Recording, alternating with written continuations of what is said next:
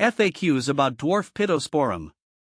If you're considering adding Dwarf Pittosporum to your garden, you probably have several questions.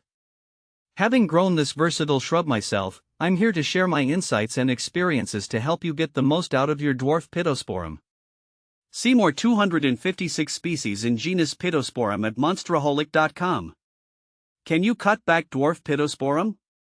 Yes, you can cut back Dwarf Pittosporum.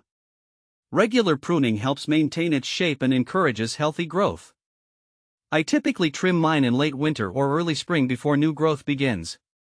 When cutting back, be sure to remove any dead or diseased branches. Pruning also helps manage the plant's size, making it a great option for smaller gardens or container planting. Do Dwarf Pittosporum grow in shade? Dwarf Pittosporum can tolerate partial shade, but they thrive best in full sun.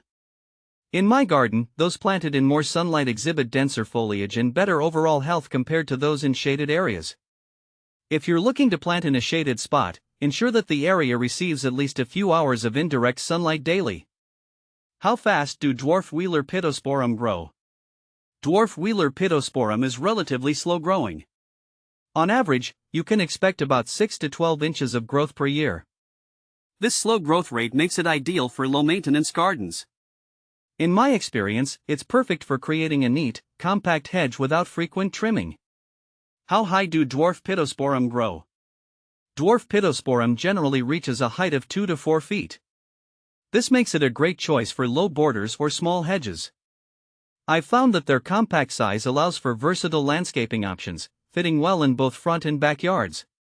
How to plant Dwarf Pittosporum? Planting Dwarf Pittosporum is straightforward. Choose a location with well-draining soil and plenty of sunlight. Dig a hole that's twice as wide and the same depth as the root ball. Place the plant in the hole, ensuring that the top of the root ball is level with the ground surface. Backfill with soil and water thoroughly. I always add a layer of mulch around the base to help retain moisture and suppress weeds. What type of soil is recommended for Dwarf Pittosporum? Dwarf Pittosporum prefers well-draining soil. Sandy loam or loamy soil is ideal.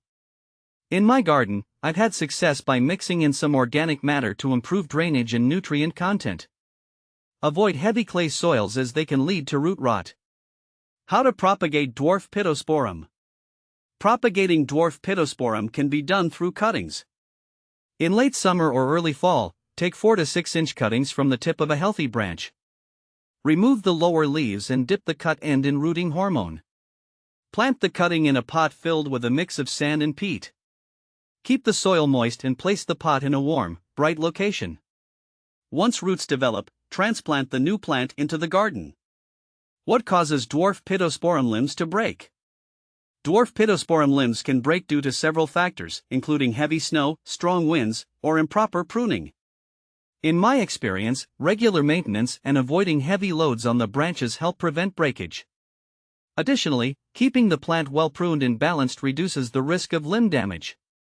What to plant with Wheeler's Dwarf Pittosporum? Wheeler's Dwarf Pittosporum pairs well with various plants. I've found it complements ornamental grasses like blue fescue and flowering perennials such as lavender. For a cohesive look, you might also consider planting it alongside other low-growing shrubs or ground covers that share similar water and light requirements. Where to buy Dwarf Pittosporum? Dwarf Pittosporum can be purchased from local nurseries, garden centers, or online retailers. I usually check for reputable local sources first, as they often offer plants suited to the local climate. Online nurseries are also a great option if you're looking for specific varieties or larger quantities. Will cats break the Dwarf Pittosporum limb? While cats are generally not known for breaking plant limbs, curious cats might occasionally damage plants by climbing or playing. To prevent potential issues, consider placing the plant in a less accessible area or using protective barriers. In my experience, keeping plants well maintained and in robust health minimizes the risk of damage from pets. Is Dwarf Pittosporum toxic?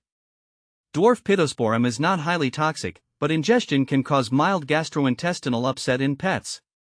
If you're concerned about pets nibbling on your plants, consider choosing alternative plants or creating barriers to keep your furry friends away. Common problems with Dwarf Pittosporum. Common issues include leaf spots, pests like spider mites, and root rot in poorly drained soil. Regularly inspect your plants and address any problems promptly. In my experience, keeping the plant healthy through proper watering, pruning, and soil care helps prevent most issues. Compare with other similar plants. When compared to similar shrubs like boxwood or holly, dwarf Pittosporum stands out for its attractive foliage and ease of maintenance. While boxwood is denser and holly offers berries, dwarf Pittosporum provides a more compact, low-maintenance option with a unique texture. I hope these FAQs help you make the most of your dwarf Pittosporum. Whether you're planting, propagating, or simply caring for your shrub, these tips should guide you to success in your gardening endeavors.